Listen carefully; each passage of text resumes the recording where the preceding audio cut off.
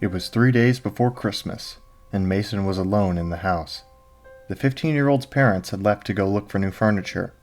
Feeling hungry, and not being able to find anything good, Mason decided to go check the freezer in the basement. As he flipped on the light switch and looked at the gray-colored steps, he thought of his childhood friend, Craig. Craig was always at Mason's house, and one of their favorite activities was to make scary stories. Craig once made a story that a ghost of an old serial killer lived in Mason's basement. At the time, that had really freaked out the young Mason, but had since been forgotten. As Mason took the first step down, his left leg, all of a sudden, felt like it went numb. Unable to catch himself, Mason fell down 2 stairs.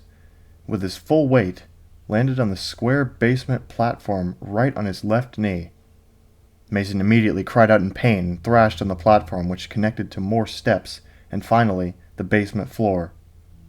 When the pain briefly went down, Mason thought about how lucky he was to not have fallen down all the steps. Feeling around his pockets, he realized he didn't have his cell phone on him, adding a new fear. On inspection, Mason found that his knee had come out of place, and that any attempt he made to move it made him thrash in extreme pain once again. Uncertain of what to do, Mason started screaming in an effort to possibly be heard by neighbors.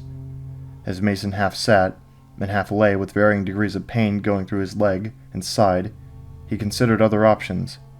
He thought of his parents that could arrive back at any moment, or many hours later. His thought process went blank suddenly when he looked down at the basement itself, and all its darkness. The light switch he had flipped earlier only illuminated the stairs.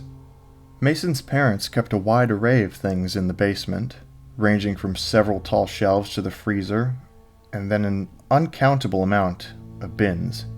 Thinking of this made Mason less nervous about things, and he inspected the knee again, trying to figure out what to do. He heard a scraping noise coming from the basement. Looking, Mason thought he saw some kind of white outline towards the back of the basement. Mason then thought of Craig's story for the first time in years, sending a chill down his spine along with the constant pain he was feeling. Was that the ghost, he thought, of the killer? Then a new wave of intense pain shot through his body, Mason using all the mental and physical strength remaining, trying his best not to move. He knew if he thrashed around, he could possibly fall down the remaining steps close by. As that happened, the scraping noise returned, louder and closer.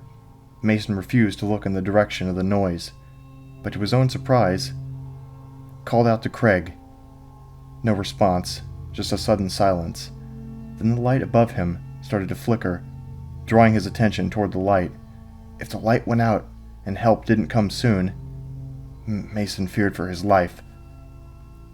Mason thought logically about what the noise and the white outline could be, but could think of no answers. Turning around to face the thing was Mason's only choice, he thought. Turning slowly, he saw that the white thing was closer, however not close enough to fully make out. It had 2 black spaces a short distance apart, looking right at Mason. Suddenly, Mason heard the garage door open, meaning his parents were here. As he started to yell for help, the scraping noise moved towards him. Mason could now see a human skeleton with a jackal skull on top instead of a human skull. It moved closer as he heard footsteps coming to the basement door. All of a sudden, another rush of pain ran through Mason, and he was unable to not thrash around, and went down the remaining steps just as the creature reached for him.